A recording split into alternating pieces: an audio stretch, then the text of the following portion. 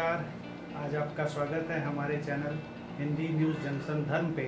आज हम लोग ज्योतिष विषय के ऊपर पर चर्चा करने हेतु उपस्थित हैं और ज्योतिष विषय में आज हम लोग ग्रहों का उच्च नीच मूल त्रिकोण के बारे में थोड़ा सा ज्ञान प्राप्त करेंगे।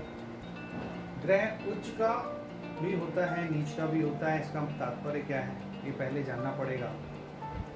उच्च का मतलब ये है कि कोई ग्रह अपनी कक्षा में भ्रमण करता हुआ काफ़ी ऊंचाई पे पहुंच गया तो उसको उच्च स्थान बोलते हैं, और भ्रमण करता हुआ जब वो नीचे आ गया तो उसको नीच का बोलते हैं। उच्च के ग्रह की ज्योतिष विषय में बड़ी प्रशंसा है। किसी के भी व्यक्ति के जन्मांग में जब कोई उच्च का ग्रह कोई ज्योतिषी देखेगा तो उसको बड़ा ही प्रशंसा करता है, और ये बताया जाता है कि भाई ये जो उच्च का ग्रह है आपके उस दिशा में जिस भी भाव में बैठा उस भाव में वृद्धि करेगा, उसके अच्छे फलों की वृद्धि करता है। उच्च के ग्रह बुरे फलों का नाश भी करते हैं। अब आइए थोड़ा सा बात करते हैं कौन कौन से ग्रह के लिए कौन कौन सी राशि उच्च की अथवा नीच की है। जैसे सूर्य के लिए मेष राशि उच्च की, तुला राशि नीच की है। चंद्रमा के लिए वृष राशि उच्च की, वृश्चिक राशि नीच की है। मंगल के लिए मकर राशि उच्च की, कर्क राशि नीच की है।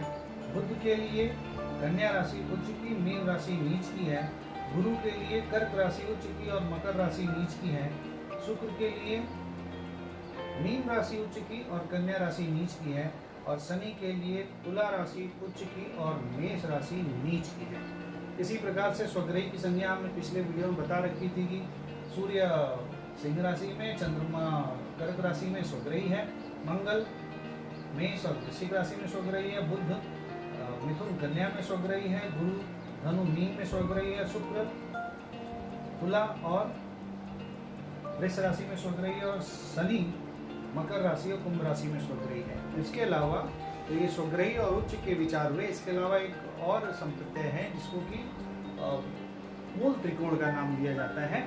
मूल त्रिकोण का अर्थ ये है कि सूर्य सिंह राशि में स्वग्रही तो है, मगर सिंह राशि की कुछ डिग्रियां ऐसी हैं जिनमें वो जाकर के मूल त्रिकोण की अवस्था है, उसमें वो हर्षित अवस्था में बड़ा प्रसन्न है, और वहाँ पे वो स्वग्रही की अपेक्षा ज़्यादा शुभ फल देने के लिए तत्पर है। मूल त्रिकोण को इस तरीके से भी समझ सकते हैं कि जस्ट मान लीजिए कि उच्च का प्लैनेट, उच्च का ग्रह 60 रश्मि के हिसाब से अगर अपना फल दे रहा है, और स्वग्रही ग्रह 30 रश्मि के हिसाब से अगर अपना फल दे रहा है, और उसके सामने नीच ग्रह का अपना फल नगण्य है, शून्य रश्मि उससे प्राप्त हो रही है, तो मूल त्रिकोण 45 रश्मि के बराबर अपना फल प्रदान कर रही है। इसको इस तरीके से समझिए तो वो स्वग्रही से ज़्यादा उत्तम स्थिति है, उच्च से थोड़ा निम्नतम स्थिति है।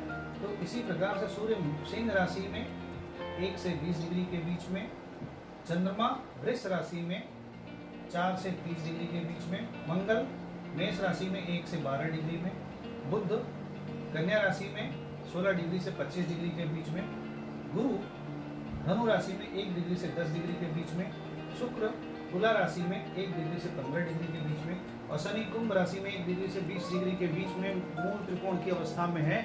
वहाँ पे वह स्वग्रही से भी अच्छी स्थिति में है, वहाँ स्वग्रही से भी ज़्यादा बलिष्ठ है, स्वग्रही से भी ज़्यादा अच्छा फल देने के लिए तत्पर है प्लैनेट। इसको इस तरीके से समझा जाता है।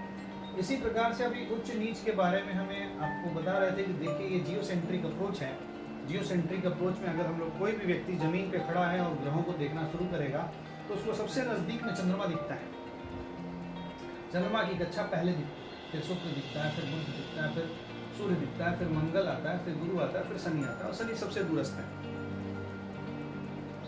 ये मंगल ये कक्षाओं के आधार पे हमने आपको बताया। अब इनकी कक्षाओं में भी ये भ्रमण जब करते हैं तो मान लीजिए जियोसेंट्रिक अप्रोच के आधार पर ये अगर पृथ्वी है और ग्रह का परिक्रमा पथ कुछ इस प्रकार से है, तो जब ग्रह इस स्थान पे आएगा तो सूर्य पृथ्वी के सबसे नजदीक में है ग्रह। जब पृथ्वी के सबसे नजदीक के स्थान में आता है तो उसको नीच का स्थान, नीच का बिंदु कहा जाता है। इसी प्रकार से जब वो ग्रह भ्रमण करता हुआ अपनी कक्षा में सबसे दूरस्थ स्थिति पे चला गया, सबसे दूर चला गया, तो जमीन पे खड़े व्यक्ति को बहुत ऊंचाई पे दिखता है वो, और इसीलिए वो उच्च बिंदु है और वहां पर जाकर के वो उच्च का हो जाता है। अब सवाल ये उठता है, प्रश्न ये उठता है कि अगर कोई ग्रह उच्च का है और दूर चला जा रहा है, और नीच का है नीचे चला आ रहा है, नजदीक चला आ रहा है, तो फिर उच्च का ग्रह की प्रशंसा क्यों, और उच्च का ग्रह इतना प्रभाव क्यों दे रहा है, अच्छा फल क्यों दे रहा है?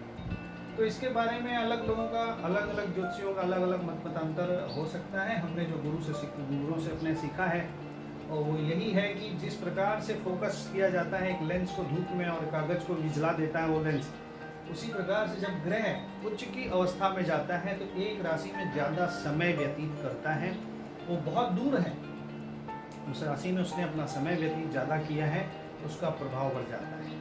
जब वो नज़दीक है तो बहुत तीव्र गति से अपनी डिग्रियों को पार कर रहा होता है, इसलिए उस समय में वो अपने कार्य पे उतना फोकस नहीं कर पाता है और उसका प्रभाव नगण्य हो जाता है। इसी प्रकार से एक स्टोरी, एक कहानी हम लोग बात करेंगे, ग्रहों को उनकी कक्षा कैसे मिल गई, उसके बारे में भी कभी बात की जाएगी। आज के लिए हम समझते हैं हमने इतनी बात बताई है। मुझे उम्मीद है कि आपका जिज्ञासा इससे और बढ़ेगी ज्योतिष के लिए, जो भी मैंने अभी बताया है। अभी मैं और भी कई चीज़ें लेकर के आऊँगा, आपको बताऊँगा। आप हमारा उत्साहवर्धन करते रहिए, हमारे चैनल को लाइक करिए, सब्सक्राइब करिए और शेयर भी करिए, तभी हम लोग और अच्छे ढंग से और अच्छी वीडियो लेकर के आएंगे। आपने हमारे वीडियो को देखा, आपका धन्यवाद।